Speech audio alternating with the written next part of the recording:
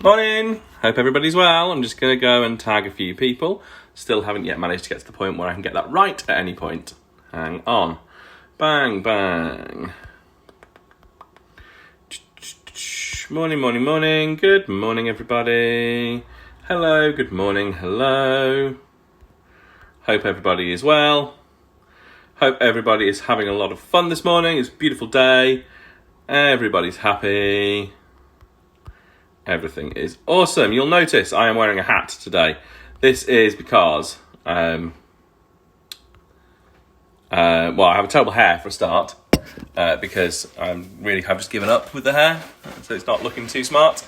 But also, this is one of my favourite hats. This came to me from a trip to Honduras a couple of years ago, and it's from a group called Fuerza La Labor. Now, Fuerza La Labor is so called for a couple of reasons. Firstly, the name of the village is La Labor. And so it's a play on words. It is strength to the village, strength to the village, but it's also strength to the workers. And I felt like strength to the workers was an important message for us to have today. So strength to the workers, strength to those of you who are out there still at work, strength to the workers, Fuerza la labor, and strength to those of us who are at home waiting to hear what will happen next. So Fuerza la labor, strength to the workers. So, this morning, I'm going to brew a Chemex, and I'm going to get straight into this because I've poured my hot water. It's sitting, keeping warm, but I don't want to keep it waiting too long. So I've pre-weighed my coffee. I've got 30 grams of coffee on here. I've also pre-wet my filter paper and pre-warmed my Chemex. I'll show you what I'm doing today. Got a Chemex, pre-wet filter papers, pre-weighed coffee, everything set up and ready to go. So spin that back around again. So we have 30 grams of our pre-ground Fuerza la labor. This came delivered pre-ground. It is available in the UK. It is from Honduras. I'm just going to make my little well in the middle of this. Now, brewing a Chemex isn't drastically different to brewing a V60, I have to say. But let me just see if I can set this up so you can see what I'm going to do. There we go. That's probably going to work. Cool. So, what I'm going to do first, I am going to bloom my coffee by pouring about 90 grams of water onto here. 86 in the end.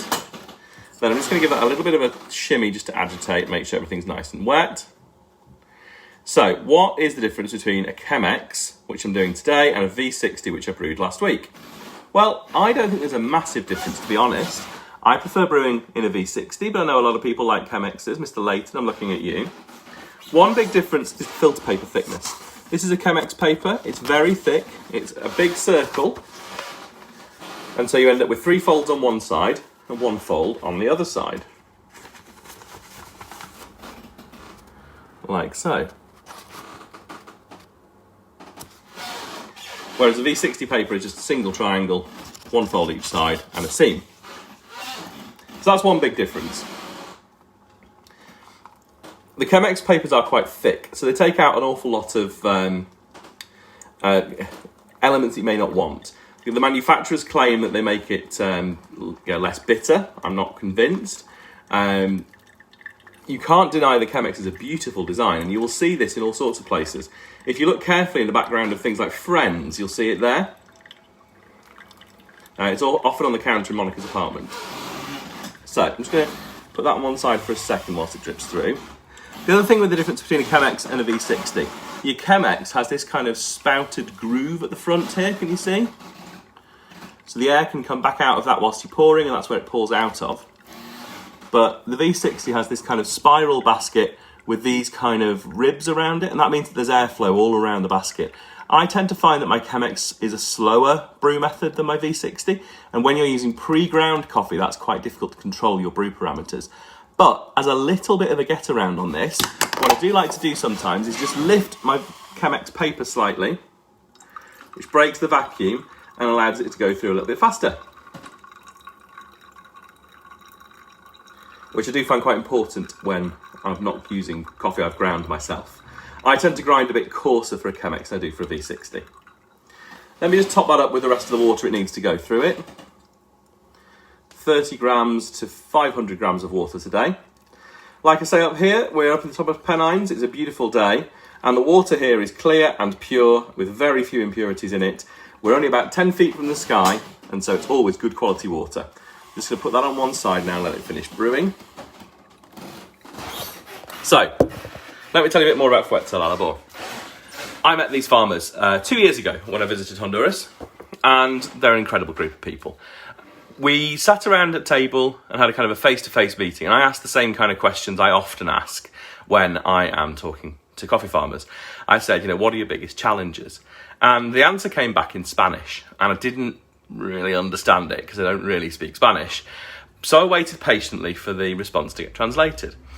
As I was waiting, I saw someone on one side of the room start dabbing her eyes with a tissue, and I thought, oh, she's okay. I'll have to go and have a look and make sure that she's all right, and maybe she's had some bad news or something. And then before the guy had finished talking, there was someone on the other side of the room who also ended up dabbing their eyes with a tissue, and I just thought, I don't know what's going on. Anyway, the translation came back. Fuerza La Labor is a close-knit community, and with their fair trade premium, what they managed to do was to fund a museum. Now, I think that's pretty cool.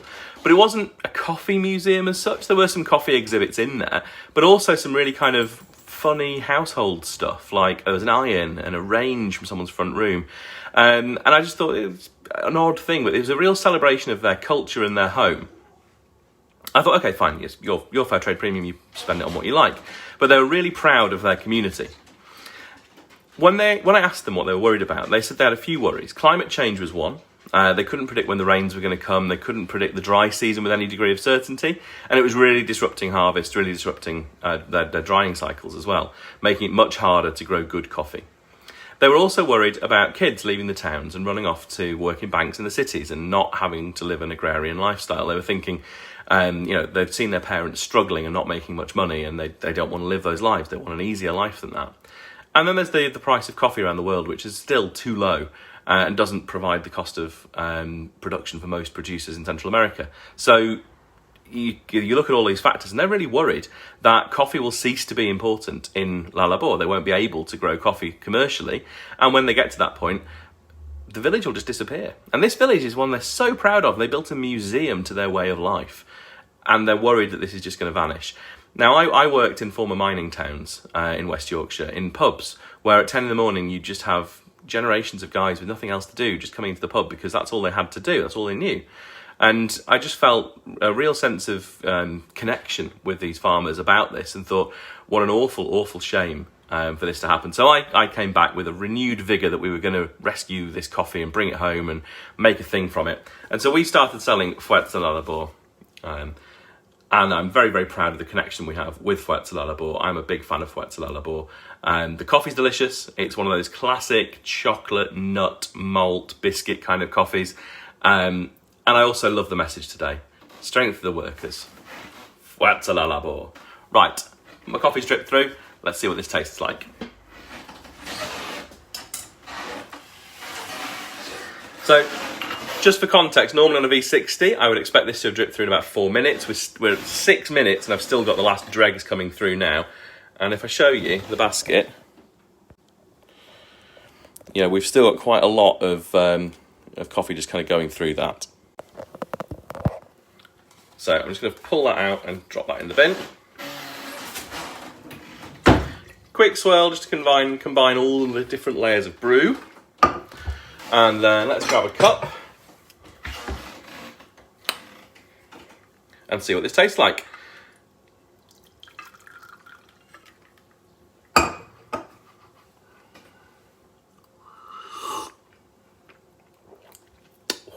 Now, you saw how silty that bed was at the end there.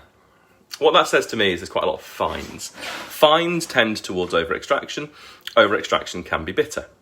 Sorry to go all Yoda on you there. What I've got in the cup here is quite a clean cup. I don't have that silty, gritty mouthfeel, and I don't have that bitterness I was expecting from over-extraction. And I put this down to the thickness of that filter paper. It's taken out an awful lot of those negatives that I don't want, and what it's left me with is a clean cup. It's not as sweet as maybe I would want it to be. I know there's more to come from that. But it's tasty. It is dark chocolate, it's a little bit walnut, it's a little bit black treacle, but it is a good, clean cup of coffee. Very, very good for your morning brew. If you wanted to use this as a cold brew, it would work. If you wanted to brew this through your cafetiere, it would be really good. And actually, if I could get hold of some beans, this would be an amazing espresso. So anyway, that is how you brew a Chemex. It's pretty much the same as a V60, but you can lift the paper up if you get to the point where it's clogging and slow. This is all about one of my favourite producer groups, Fuerza la Labor. I want you to think about that today. Strength to the workers, strength to those of us who are at work today, fighting the good fight and looking after everybody else, and strength to those workers who are still at home wondering what's going to happen next. Anyway, hope you had a good morning. Please enjoy what sunshine you can. Have a look out the window, get out in your backyard if you've got one, and try and make the most of this beautiful spring day. And remember, everything is awesome!